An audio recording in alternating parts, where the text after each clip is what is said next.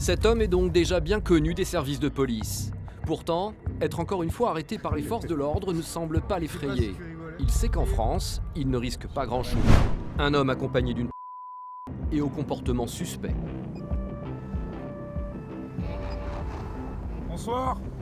Vous stationnez devant, s'il vous plaît? Merci. On va procéder au contrôle routier.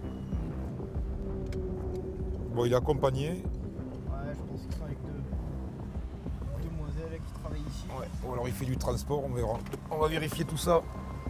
Contrôle routier, c'est la police. On va vérifier le permis de conduire. Hein. Le permis de conduire, c'est perdu. L'homme affirme avoir perdu son permis, une astuce utilisée par de nombreux délinquants qui, en fait, ne l'ont jamais eu. Bon, c'est classique, en général, ça tombe sur du défaut de permis, hein. C'est des déclarations bidons. Hein. Donc voilà, donc là j'ai un récépissé de déclaration de perte qui est établi par un commissariat central de rue Serge, pour Guilliève, dans le 16e. Le commissariat, il n'est plus à cet endroit déjà. Et on regardait comment c'est rédigé la déclaration de perte. Hein. Donc il faut qu'on me retrouve le fonctionnaire de police et qui rédige comme ça. Tout de papier et de Roumanie. Donc c'est tout simplement une tierce personne et non pas un policier hein, qui l'a fait. Et ce monsieur est défavorablement connu de nos services déjà pour des défauts de permis de conduire, pour des refus d'obtempérer. Voilà, donc lui on va l'interpeller, on va le ramener. C'est sûr, il a un short, c'est plus facile. C'est bon? Comme d'habitude, on reste calme? Allez, on y va! Cet homme est donc déjà bien connu des services de police. Pourtant, être encore une fois arrêté par les forces de l'ordre ne semble pas l'effrayer. Il sait qu'en France, il ne risque pas grand-chose. J'aime bien la police. Ah. Très bon. Bon, ça va, en ce Police moment, en France, c'est on nous jette des fleurs en ce moment, ça fait plaisir des compliments. Ça fait plaisir les compliments, nous on les prend là. Ça fait plaisir. Elle est très bon. En Roumanie, tu arrêtes pour la première fois de permis, direct en prison. Ah ouais, ouais. La première fois, direct en prison. Et en France, C'est bien. tu peux conduire sans permis, t'as pas de problème. Combien de fois? Pas d'accident, pas de radar, marcher calme, Ça peut... ça peut passer. Et ça fait combien de temps alors là que t'es en France? En France, Ça fait un petit moment qu'on se connaît, ça fait combien nous? 3 ans à peu près non? 3 ans. 3 ans, ouais. 3 ans, 2 années, conduire la voiture, sans problème. Sans problème. Des problèmes, l'homme risque tout de même d'en avoir. Au commissariat, il sera entendu par un officier de police judiciaire. Il risque jusqu'à 1 an de prison et 15 000 € d'amende pour conduite sans permis en récidive. À Paris, certains policiers patrouillent en civil, comme Freddy, enquêteur au sein de l'UTJDR, l'unité de traitement judiciaire des délits routiers, un service de la police nationale dédié à la circulation parisienne. Son rôle, relever les infractions des conducteurs, de la plus minime aux cas les plus graves. Et son instinct ne le trompe jamais. Bonjour. Dès que possible, monsieur, vous allez vous stationner sur la droite, on va vous contrôler. D'accord? Je le sens perturbé avec ses commandes depuis tout à l'heure. Oui. Et c'est là qu'on va tomber sur quelque chose. Ses années de service lui ont appris à reconnaître au premier coup d'œil un chauffeur suspect. Aujourd'hui, c'est ce jeune conducteur qui l'intrigue. Monsieur, bonjour. C'est quoi le motif du contrôle? Voilà, déjà on commence pas comme ça, on coupe le contact. D'accord? Il n'y a pas forcément de motif, monsieur. Le code de la route me permet de contrôler n'importe qui sans motif. Ok? Donc je vais vous demander vos papiers, s'il vous plaît. La carte grise, l'assurance, ainsi que votre permis de conduire. J'ai rien pu prendre sur moi, monsieur. Vous avez rien sur vous? Franchement, rien du tout. J'ai pas pu le prendre. Et je me suis fait contrôler avant-hier et vos collègues, ils ont fait un CNPC. Et... D'accord, très bien. Vous avez quoi sur vous? Dans votre sacoche, vous avez quoi? Papier d'identité? Oui. J'ai rien du tout. Franchement, je n'ai pas de cigarette. Vous savez, c'est le ramadan, là, on va faire un peu de course, là, à Barbès. On allait rentrer. Barbès, à l'opposé, monsieur. Ouais, on allait prendre le périph' là. D'accord. L'homme n'a aucun papier à présenter aux policiers pour prouver son identité. Il ne pensait pas se faire contrôler en plein après-midi.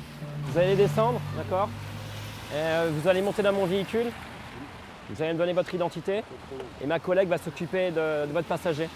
Mon collègue va prendre votre identité. Mon prénom, date de naissance, adresse, etc. L'interpellé décline une identité. Afin de confirmer ses dires, les policiers interrogent le passager de la voiture, censé être un ami du conducteur. Vous connaissez suffisamment bien votre ami? Son nom, son prénom, sa date de naissance? C'est tout? D'accord. Peu importe. Moi, si j'ai personne qui puisse me confirmer son identité, il va venir avec nous. D'accord? Ouais, Mohamed, ça me suffit pas.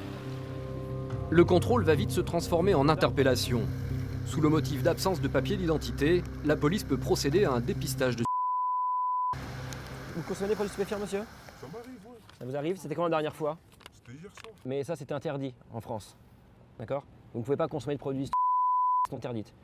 Qui plus est au volant d'un véhicule. Vous conduisez? Je refuse le test. Vous refusez, monsieur? Je vais vous interpeller. D'accord? Vous pouvez le refuser, c'est un délit. Vous acceptez? Vous refusez. Vous allez trouver du bon sens, ça c'est sûr. Parce que là, hier j'ai fumé. Vas-y, c'est bon, on fait le test. Là. Vous faites le test? Mais c'est la loi, Attends, c'est la loi, on connaît la loi, mais vous êtes compliqué. Et là, je risque quoi là avec ce test? Je vais vous expliquer, on aura 10 minutes pour discuter. Dites-moi avant de me faire le test, parce que vous savez que dire, je vais vous expliquer, la loi elle dit ça, la loi elle dit ça. D'accord, c'est positif. Expliquez-moi ce que... Bah si c'est positif, monsieur. Faites un geste, soyez Bah clément. écoutez-moi, Pour une fois, je vous explique. Je vous explique, il est positif, vous êtes interpellé. Je vous place en garde à vue. Ok? On va faire plus simple. Après une longue négociation, l'homme finit par accepter de se soumettre au test de dépistage, même s'il ne comprend pas pourquoi les policiers sont aussi fermes. Vous avez consommé quoi comme... Donc voilà, donc là on a entre 6 et 10 minutes pour avoir un résultat, d'accord? 6 et 10 minutes. Entre 6 et 10 minutes. C'est-à-dire que je dois attendre 6 et 10 minutes. Là. C'est ça. Regardez, là, j'allais faire les courses, c'est le ramadan, je sais pas, soyez clément. Mais non, monsieur. Vos collègues, pourquoi ils font des... Mais mes collègues font ce qu'ils veulent. Chacun sa spécialité. Je comprends pas. Arrêtez, chef, vous avez que ça à faire, ça se voit. Je comprends pas. Vous n'avez pas de pièce d'identité sur vous? Ça arrive, chef. Bon, en tous les cas, c'est ce qui me permet le dépistage. Parce que je n'ai rien à vous reprocher sur votre conduite, et aucun souci. Pas de problème. Juste, le fait de ne pas avoir de permis de conduire, ça motive le dépistage, ok? Après 10 longues minutes d'attente, le verdict tombe. Le test de c'est positif. On voit qu'effectivement, il y a un trait qui apparaît. Ça prouve que vous êtes consommateur. Donc on va vous ramener avec nous. L'homme est immédiatement placé en garde à vue. Arrivé au commissariat, Freddy va enfin découvrir sa véritable identité. Et surprise, l'homme avait menti et donné le nom d'un ami, car il ne possède pas de permis. Il est aussi connu pour de multiples méfaits. Donc là, on va commencer à faire l'audition justement sur les faits qu'on lui reproche, à savoir la conduite sous stup, donc tout ce qui est... suite à ça, il était placé en garde à vue sous une fausse identité. Il a déclaré l'identité d'un ami. Donc on a une usurpation d'identité. Après une nuit en cellule, le jeune conducteur est auditionné. C'est Laetitia, la collègue de Freddy ayant participé à l'interpellation, qui prend sa déposition. Et face à la gravité des faits qui lui sont reprochés, l'homme a demandé la présence d'un avocat. Bah écoutez, je vais procéder à votre audition. Ok. D'accord? Par rapport à votre interpellation d'hier soir. Donc vous êtes là pour défaut de permis de conduire. Conduite en ayant fait usage de produits stupéfiants.